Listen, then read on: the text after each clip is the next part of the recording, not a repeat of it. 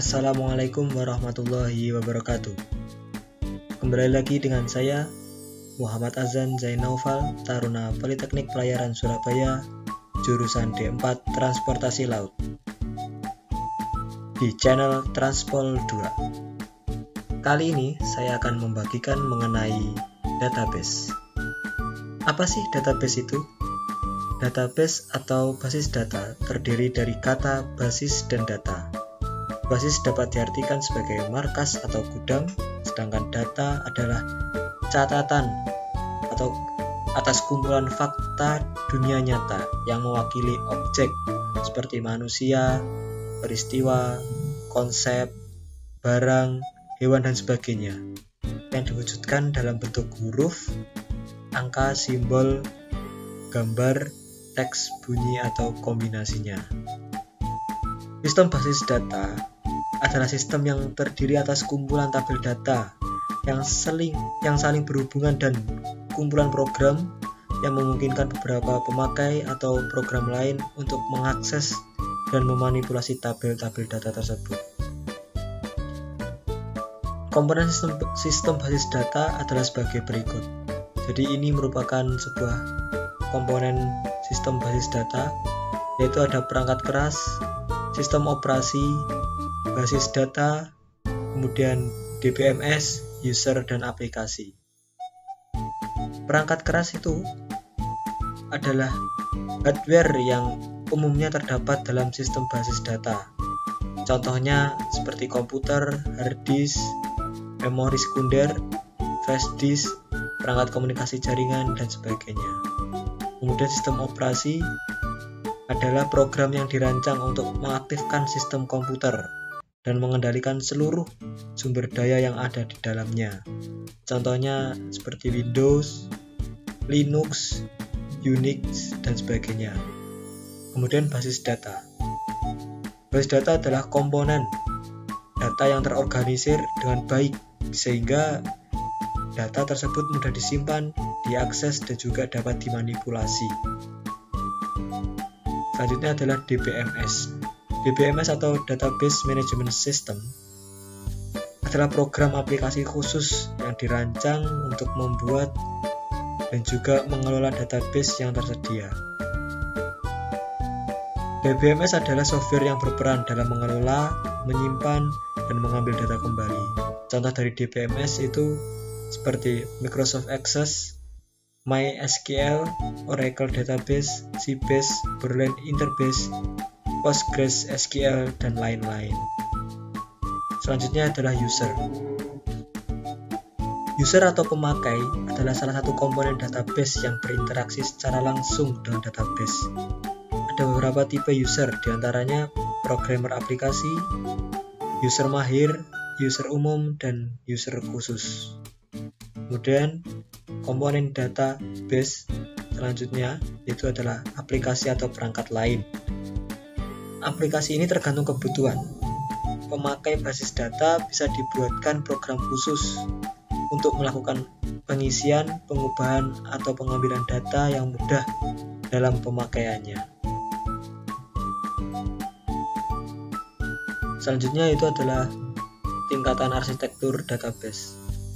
Ada tingkatan dalam arsitektur basis data. Hal ini bertujuan untuk membedakan cara pandang pemakai terhadap basis data dan cara pembuatan basis data secara fisik. 3 tingkatan arsitektur basis data tersebut. Yang pertama adalah external level atau tingkat eksternal. Tingkat ini menggambarkan bagian basis data yang relevan bagi seorang pemakai tertentu.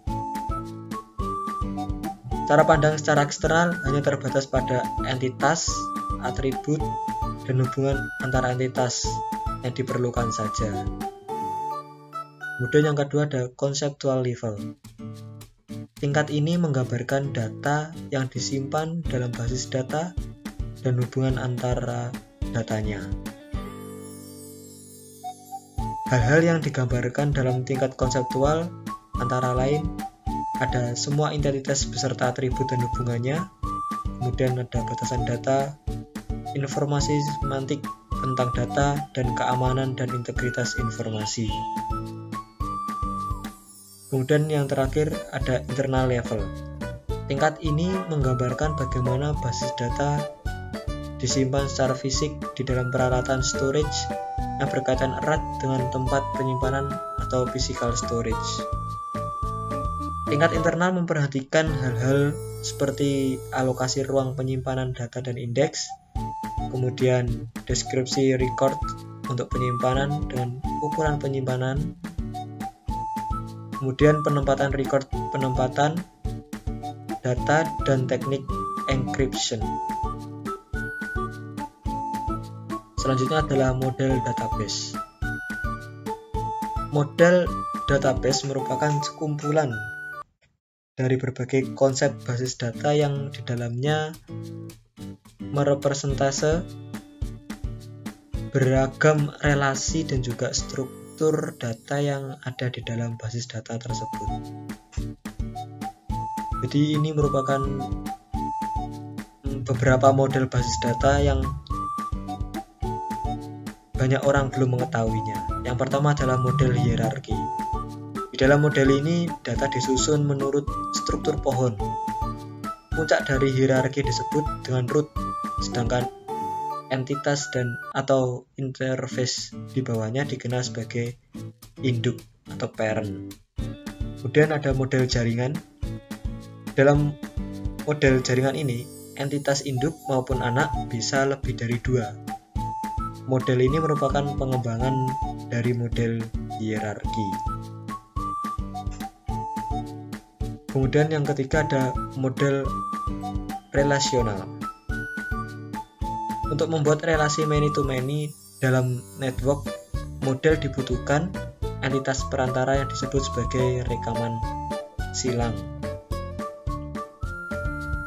Kemudian yang terakhir ada model orientasi objek. Model ini mendefinisikan database sebagai kumpulan objek atau elemen perangkat lunak yang dapat digunakan kembali dan fitur dan metode terkait. Jadi ada beberapa jenis database berorientasi objek.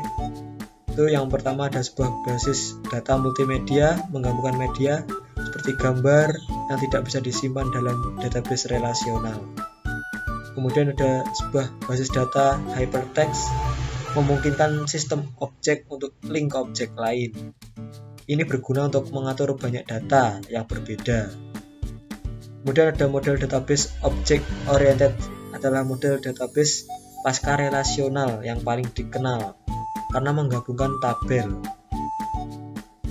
Kemudian yang terakhir ada model semacam itu juga dikenal sebagai model basis data hybrid. Selanjutnya adalah DBMS. DBMS atau kepanjangannya adalah Database Management System. Pengertian dari DBMS adalah singkatan dari Database Management System, yaitu sistem pengorganisasian dan sistem pengolahan database pada komputer. DBMS atau Database Management System ini merupakan perangkat lunak atau software yang dipakai untuk membangun basis data yang berbasis komputerisasi. Apa sih fungsinya DBMS ini? Yaitu untuk membantu dalam memelihara serta pengolahan data dalam jumlah yang besar.